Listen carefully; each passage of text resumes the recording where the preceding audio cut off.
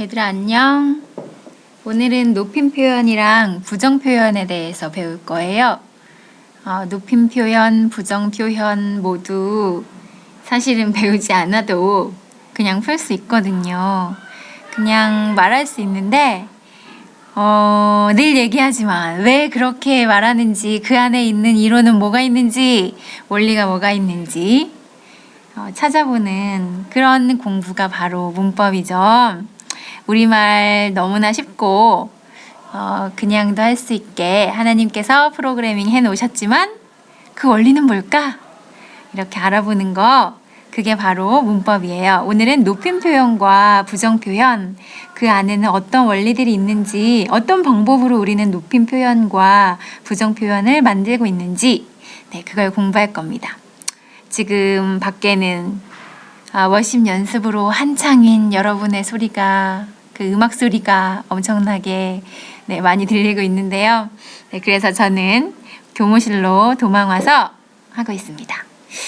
높임 표현은 뭐죠? 높임 표현? 말 그대로 높임 말이죠. 높임 표현이란 말하는 이가 어떤 대상에 대하여 무슨 태도를 나타내는 문법 기능일까요? 당연히 높임의 태도를 나타내는 문법 기능이죠. 이 정도쯤이야. 매우 쉽죠? 자, 그럼 높임 표현의 종류에는 뭐가 있을까? 그 종류는 어떻게 실행될까? 그런 것들을 봐야겠죠. 높임 표현의 종류에는 크게 세 가지가 있어요. 주체 높임, 상대 높임, 객체 높임. 말이 왜 이렇게 어려워? 주체 높임은 주체를 높이는 거예요. 어떤 주체? 서술의 주체를 높이는 거. 그리고 상대 높임은 뭐냐면요, 말하는 이가 듣는 이를 높입니다. 그리고 객체 높임은 서술의 객체를 높이는 거예요. 자, 예를 들면 선생님께서 오신다 했을 때 선생님께서 오긴 와, 서술어. 오긴 와. 오긴 오는데 오신대. 오긴 오는데 누가 와? 선생님께서 오신대요. 선생님께서 선생님께서 오시니까 서술의 주체를 높인 거죠. 그러니까 이거는 무슨 높임이냐면 주체 높임. 자, 그리고 두 번째 예문, 선생님 어서 오세요. 이렇게 말했어요. 듣는 사람을 높이죠. 말하는 사람이 듣는 사람을 높여요. 이게 뭐라고? 상대 높임. 어떡하죠? 자, 그리고 과일을 큰 아버지께 드려라. 이거 생각이 필요하죠. 과일을 드리는데 누구한테? 주체도 아니고 듣는 사람도 아니고 다른 누군가, 큰아버지께. 이게 바로 객체 높임이 되는 거죠. 서술의 객체를 높이는 객체 높임이 됩니다. 주체 높임법, 상대 높임법, 객체 높임법, 이렇게 되는 거죠. 자, 그러면 얘네들을 어떻게 만들었을까? 주체 높임 선, 어말, 어미를 붙였어요. 어디다? 오신다. 어말, 어미에다가 선, 어말, 어미니까 시를 붙였어요. 의도 들어가고요. 뭐뭐신다. 왜 이럴까요? 그리고 누구께서, 높임 주격조사예요. 주격조사. 주체를 나타내는 격조사는 격조사인데 높임을 나타내는 주격조사. 그래서 깨서를 썼죠. 그 다음에 높임을 나타내는 전미사 선생에다가 님을 붙였죠. 선생에다가 님. 높임을 나타내는 전미사 님을 붙여요. 누구누구님. 전미사는 말의 끝에, 단어의 끝에 붙는 말이잖아요. 접두사, 전미사 배웠죠. 그 뭐뭐님 할 때 전미사를 붙입니다. 그리고 밖에 매우 시끄럽습니다. 그대로님 지나갔어요. 특정 용언을 넣어요. 용언은 동사, 형용사 이런 걸 용언이라고 하죠. 뭐를 넣었나요? 오시다, 드리다 이런 거.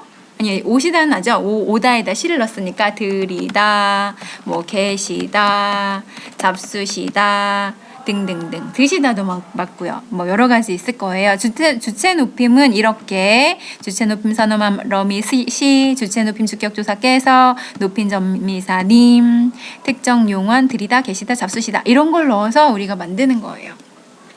그 다음 상대를 높일 때 듣는 사람을 높일 땐 어떻게 하냐. 선생님 어서 오세요 이렇게 하잖아요. 높임 전미사 뭘 썼나요? 님을 썼죠. 뭐뭐님. 그리고 종결어미 문장이 끝났음을 알려주는 종결어미 뭐뭐요 썼죠.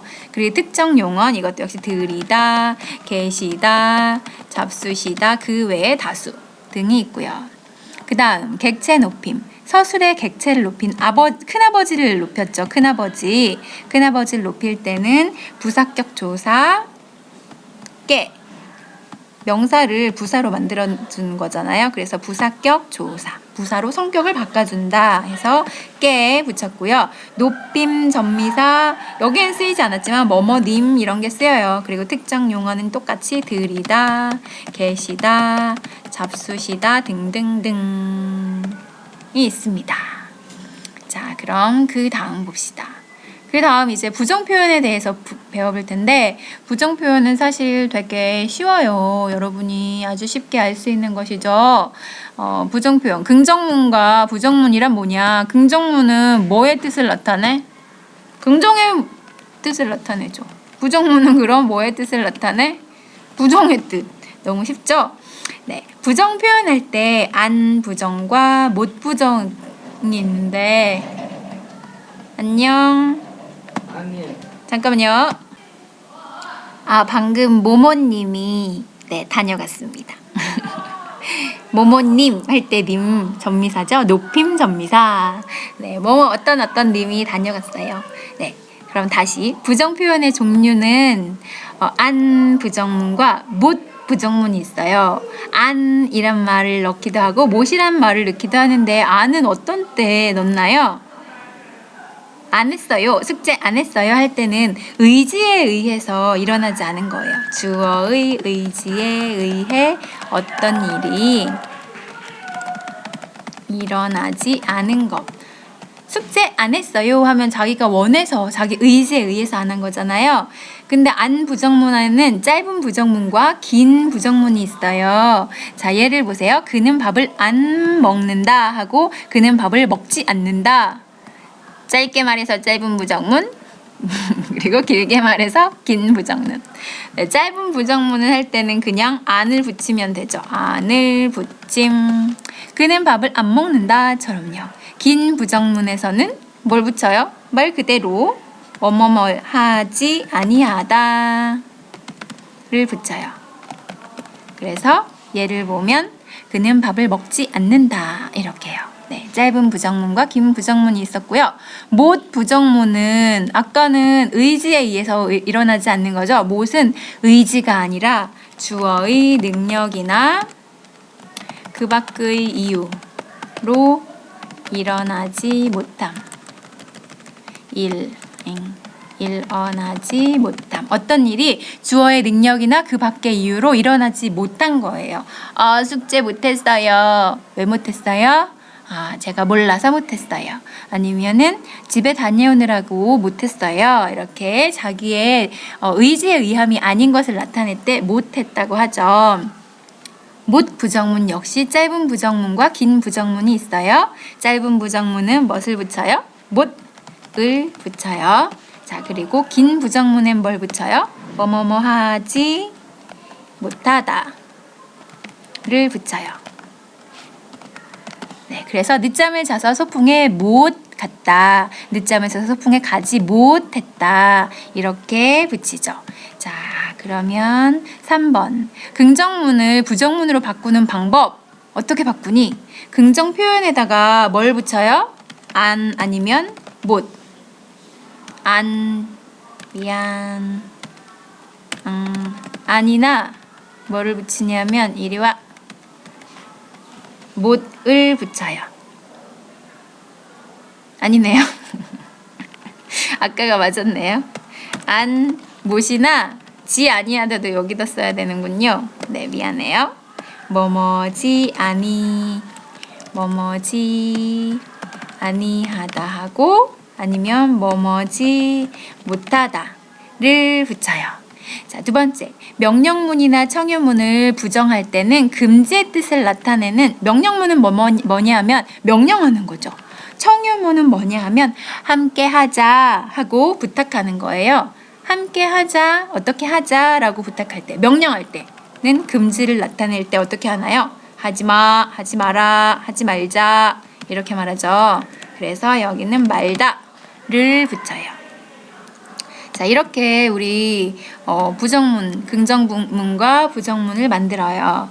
그리고 높임 표현도 배워봤는데, 자, 이제 여러분 아마 프린트에 여러분이 가로 넣기 답 다 찾았을 줄로 알아요. 자, 교과서 프린트에 132쪽에서부터 133쪽까지 그리고 넘어가서 138쪽에서 138쪽까지 합니다. 자, 다시 얘기하자면 132, 133 그리고 138 세 쪽 교과서 풀어주세요. 그리고 나은님께 검사 맡아주세요.